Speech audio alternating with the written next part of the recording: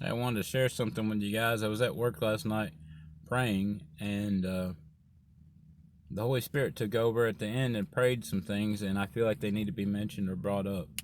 And what the Holy Spirit prayed was, it was asking the Father to call to arms or call forward or bring forward more sons and daughters who are willing to be obedient, and also to bring more or put on duty more intercessors and prayer warriors. And the part that I felt was important and needed to be, it's all important, but the part that I felt needed to be mentioned was the part about calling forth more sons and daughters to be obedient. And the reason is the understanding that I got in my spirit as I was praying this was that there are many sons and daughters who are being called right now and aren't being obedient.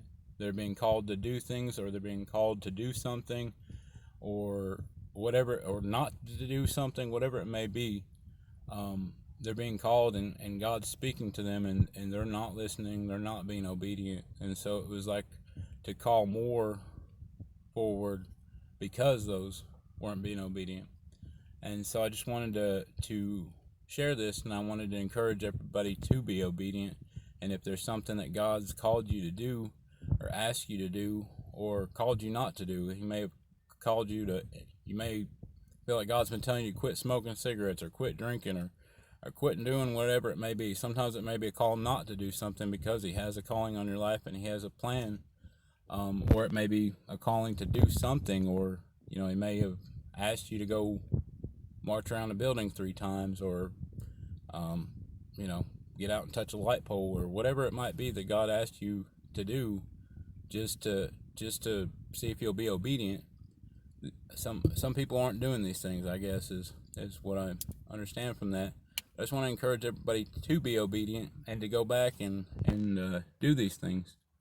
Um, I can't say that it's not too late or that it is too late, but I I would think that God would want you to or smile on you going and doing them.